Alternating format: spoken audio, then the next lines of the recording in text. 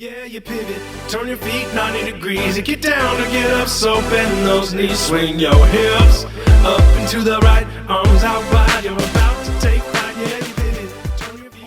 NAMT's Innovation and Exploration Fund was such an incredible catalytic moment for us in our thinking around accessibility. We had been aware of GalaPro for a while. We'd been really interested in implementing GalaPro, but there's not a lot of funders in the space of innovation. There's not a ton of people who are super interested in piloting new technology for theaters, or if they are, they're not always focused on the audience experience or the accessibility space. They're sometimes focused around the production experience or around, hyper-specific show elements.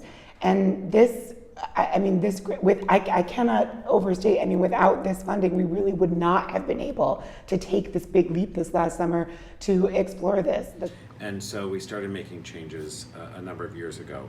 And then we applied to NAMT for a grant to actually build a training program to train our artists. And so now actors, 2 or 3 actors from each production go through a training process in order to figure out how to facilitate conversation. And create a space where the audience could process their own responses to the show and enter into a discussion among themselves about what they had perceived the show was about and saying and doing, and what had struck them and what seemed relevant to them. We do spend a lot of time asking people, what do you need? What tools would help you in your process? What kind of support would make this possible for you? And we work with artists typically over a long period of time. And so from the time that we started working on The Lucky Ones till today, Lou came into the world and Isaac came into the world, and the needs of the show and the artists making the show changed. And we knew that going into production, in particular, on a show where Sean and Abigail were going to be creators and performers, that they were going to need a different kind of support to make that possible and healthy. And knowing the challenges that I faced when my kids were this age, it was a really natural conversation for us to have as humans and parents. So the conversation happened pretty organically, and then it became about figuring out what resource could we reach out to try to find support for that.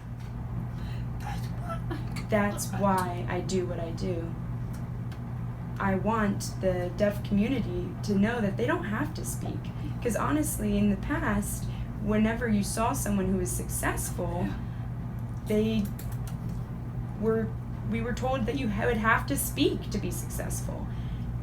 And so I was thinking, I have to learn how to use my voice in that way just to fit in with the hearing community. But really, it was groundbreaking at Deaf West to do musicals without voice, but you're still able to interact and have the dramatics show through, and to have the young community be able to see us and see that it is possible. You need deaf role models. So yes, this is why I do it. Having the ability to have Spanish language translation of every single performance of Hercules was one of the most exciting things that I've experienced since I've been at Public Works, and I feel like could be a total game changer for the future. And when I think about what it means to our community to be able to say, you and anybody that you know is going to be able to come and see this show, and you could see it in Spanish or Chinese or Fujianese or any of these 6 languages. I think it's an incredible symbolic moment, and it's also an incredible way for people functionally to just get access to our theater. Yeah, my family came to see it and used the translation, and it was great. It was it's the first time ever that since I've been in the US that I've been able to tell my family, and open up your phone and you can have a translation right here. And I think they were really excited to have that level of access and understanding. And it brought us closer to our mission, which is to enrich the lives of all Oklahomans, and all Oklahomans means everyone. So if you want people that are parenting and also living La Vie Boheme, won't you help? I would say this summer was a huge learning experience for us, and not the least of which was working with our funders, including NAMT, to help figure out how to make this kind of work sustainable for the public theater. Different. It was a huge step forward for us this year that helped us really investigate what accessibility means to us. And we're very interested in artists as people. We're not just interested in the product they're making. So I think it's going to continue to be a part of our conversations indefinitely.